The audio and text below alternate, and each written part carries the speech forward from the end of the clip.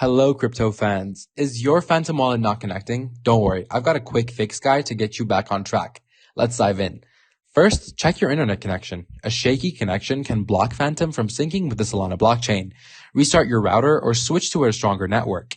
Next, if you're using the browser extension, make sure it's updated. Head to your browser's extension store and grab the latest version of Phantom. Outdated versions can cause glitches. While you're at it, clean your browser's cache and cookies. These can mess with the wallet connection, so go to settings, find privacy, and hit clear data. Got other extensions like ad blockers or VPNs? They might interfere, so try disabling them temporarily to see if Phantom connects. Still stuck? In Phantom, check your network settings. Switch to a different Solana RPC endpoint like a public one from Solana's website.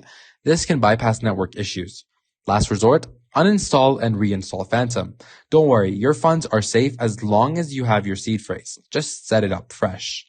That's it, guys. Your wallet should be connecting now. If not, reach out to Phantom's support team, like and subscribe for more crypto tips, and I'll see you on the blockchain.